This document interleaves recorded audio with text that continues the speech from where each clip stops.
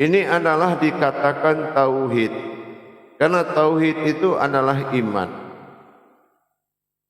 Untuk itu pada waktu dan kesempatan yang kita muliakan ini, saya akan berbagi wawasan tentang hubungan daripada makna hakikat atau dikatakan antara zikir dan tasbih.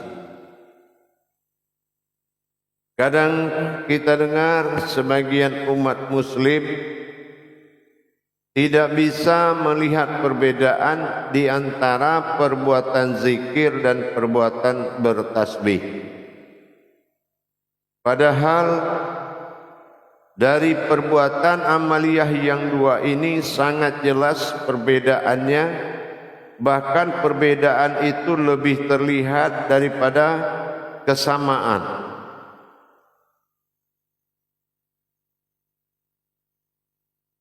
Kalau kita katakan berzikir, berarti al-zik, mengingat. Tapi kalau kita katakan bertasbih, sama hakikatnya berkata atau berucap. Kalau bertasbih adalah rukun amaliyah yang telah ditentukan hukum-hukumnya.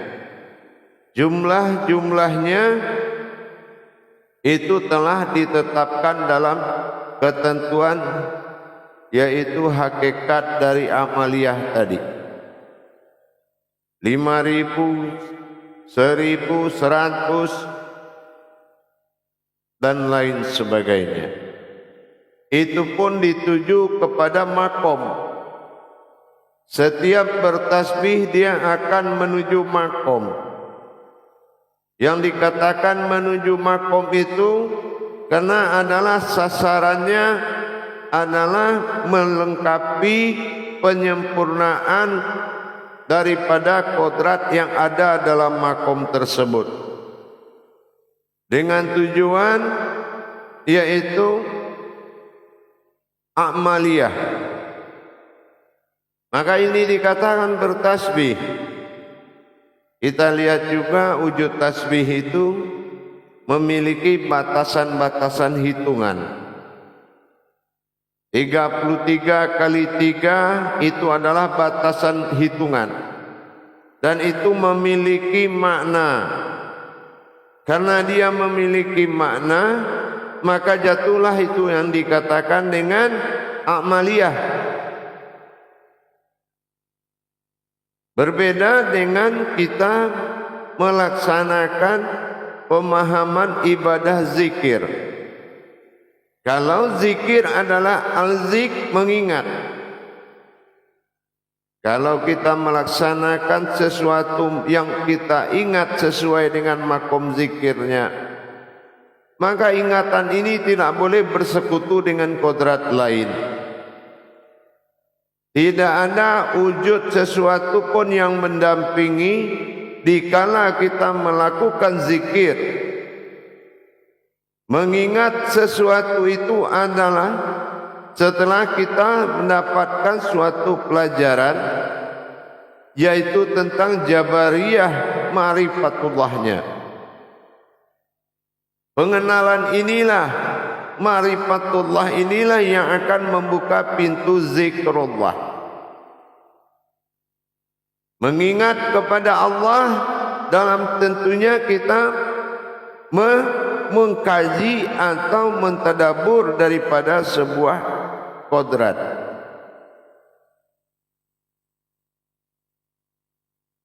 Kalau kita kembali dengan kemampuan sebuah huruf atau sebuah kata, maka kita harus memiliki kemampuan membedah kata-kata tersebut, membedah huruf tersebut, sehingga sirna menjadi hakikat dan hakikat menjadi munajat, munajat menjadi ma'rifat.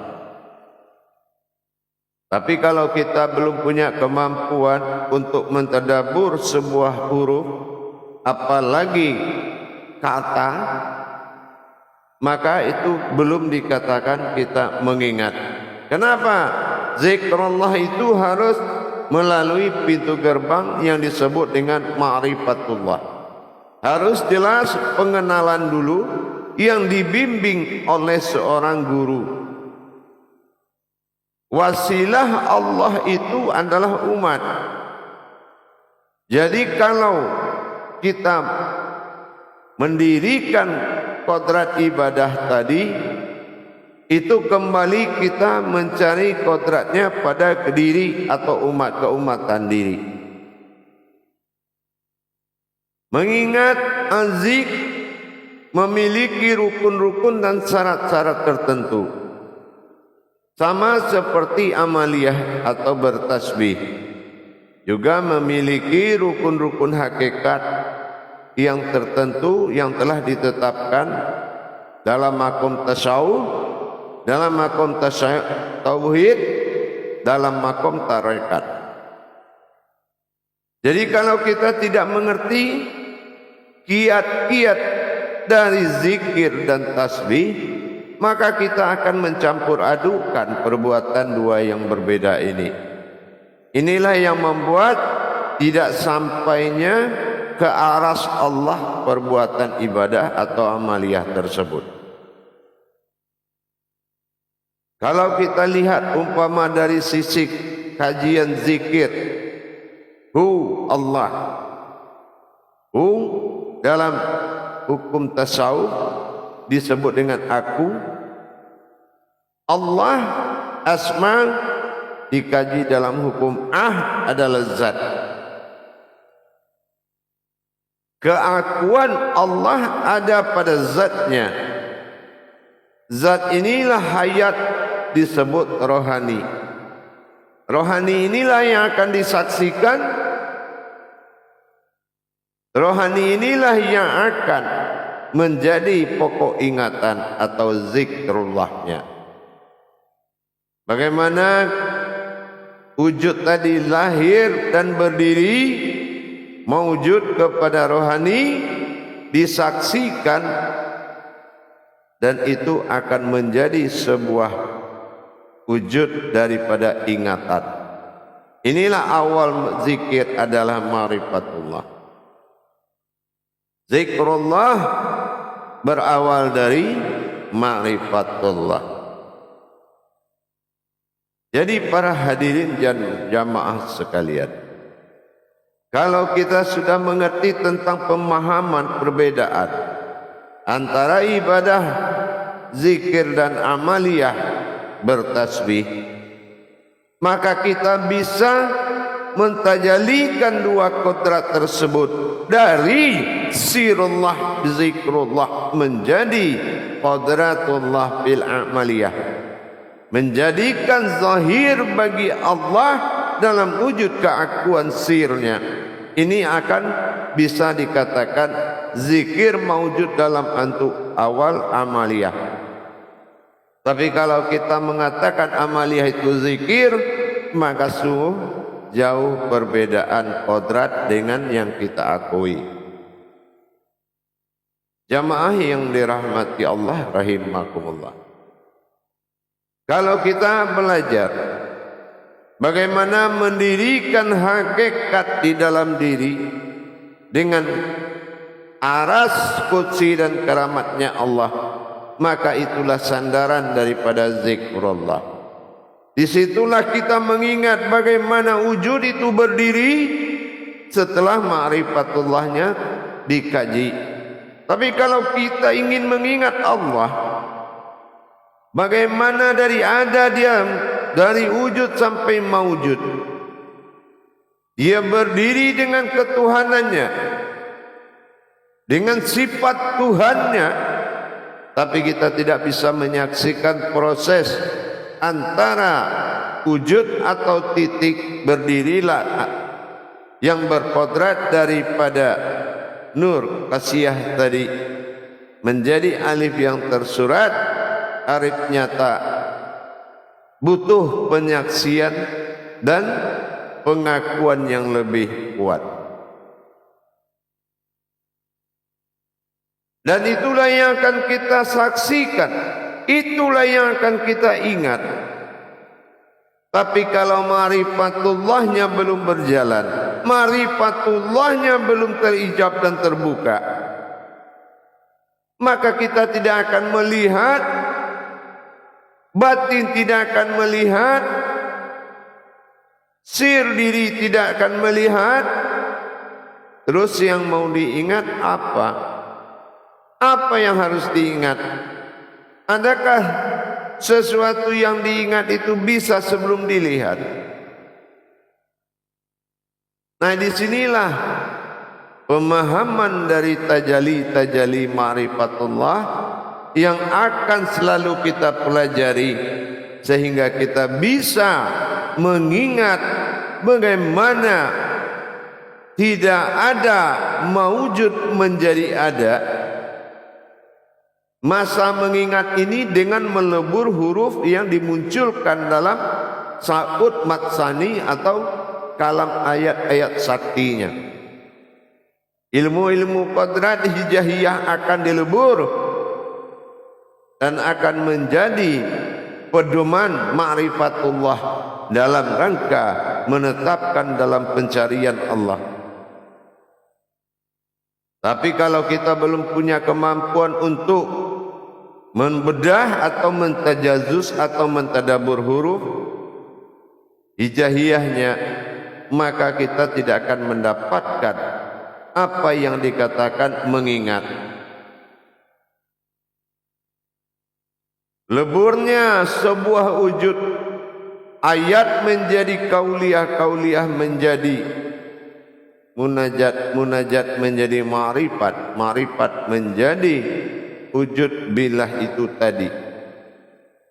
Ma'rifat akan menjadi sebuah kauniyah. Tapi pernahkah kita menyaksikan itu secara langsung? Kalau kita belum menyaksikan secara langsung, maka kita tidak akan bisa mengingat apa yang telah dikaji. Kita tidak bisa melihat apa yang telah dikaji. Tidak mungkin mengenal Allah terjadi setelah mengingat. Tetap awaludin ma'rifatullah. Inilah yang dikatakan membuka pintu hijab bertasbih. Proses bertasbihnya alam kepada Allah menjadi diri mengingat Allah. Disitulah letak perbedaan makom daripada mengingat Allah dan bertasbih kepada Allah. Jadi kalau bertasbih itu adalah berucap yang diatur oleh dan dituntun oleh fikihnya. Tetapi kalau mengingat adalah pemahaman yang telah dilebur dari amaliyah tersebut menjadi suatu ingatan yang tidak bisa terputus, yang ingatan yang tidak bisa putus sama sekali. Inilah yang dikatakan zikrullah atau mengingat Allah. Tentunya dengan kita memiliki kemampuan tadabbur Al-Quran, tadabbur diri. Dan inilah yang paling penting kita pelajari. Zikrullah harus memiliki makom tauhid yang bagus, makom tauhid yang sempurna. Mana bisa seorang tanpa mengenal dia bisa mengingat? Harusnya dia harus bisa mengenal terlebih dahulu dengan bimbingan guru dan mengingat apa yang telah dijabariahkan oleh seorang guru. Rahasia demi rahasia, tingkatan demi tingkatan harus kita benar-benar pelajari dengan sami'na wa ta'na. Penggeseran-penggeseran ibadah iman-iman kita diperjalankan, kita harus mampu mengikuti. Tidak bisa kita menyimpulkan pemahaman kecuali kita telah mengikuti pemahaman tersebut. Kemana arah pahamnya, kemana tajalinya, ikuti dengan ikhlas, belajar dengan ikhlas. Melebur ayat menjadi kauliyah sama maknanya. Melebur amaliyah menjadi ibadah. Melebur ibadah menjadi ilmu. Maka daripada itu para jemaah, bertasbih fikihnya amaliyah, sementara berzikir adalah sesuatu induk daripada makom ibadah. Pengenalan-pengenalan marifatullah yang akan mengungkap menjadi zikrullah.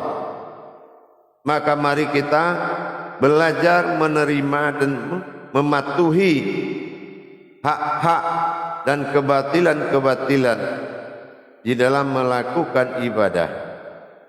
Harus jelas-jelas kita bisa membedakan mana yang zikrullah, berzikir kepada Allah, berzikir dengan ibadah, dan berzikir dengan tasbih dan bertasbih kepada Allah. Ini harus benar-benar kita pelajari. Kenapa? Karena hak dan batil tidak akan bisa dicampur adukan. Makanya kita harus belajar mengetahui kebenaran-kebenaran yang ada di dalam makom zikir itu. Inilah perbedaan antara zikir dan bertasbih. Jadi mudah-mudahan kita bisa belajar memahami kiat-kiat hakikat tersebut. Jangan kita melakukan hubungan ibadah dan melalui kodrat amaliyah. Ini juga akan jauh daripada kemungkinan terijabah dari Allah. Amaliyah adalah sifat zahir dengan perbuatan fikihnya, dan kejadian itu menuju hakikat, dan hakikat ini dikenalkan oleh penuntun diri kita yang akan menjadi sebuah ingatan. Bagaimana berdirinya sebuah alif dari wujud titik asal mula jadi. Proses itu akan selalu kita ingat setelah kita melakukan kajian marifatullahnya. Marifatul izzatullah kita contohkan. Bagaimana menjadinya wujud maujud menjadi alif. Bagaimana alif maujud terlihat, bagaimana alif wujud tidak terlihat. Ini juga harus diselesaikan dulu dengan makom marifatullah. Inilah baru menjadi dasar sebagai sebuah al-zik, sebuah ingatan yang akan menjadi ibadah bernama zikir. InsyaAllah jamaah, mari kita pelan-pelan mendalami makna-makna yang ada di dalam hakikat Islam. Hakikat, kajian-kajian hakikat, kita harus melakukan perbuatan itu tanpa hanya pengakuan, tetapi harus bertajali dan ditajalikan, sehingga berhubungan berupa tauhid, merasakan berupa tahrid, dan mengalami berupa tajrid. Inilah kebenaran yang nyata di mata Allah.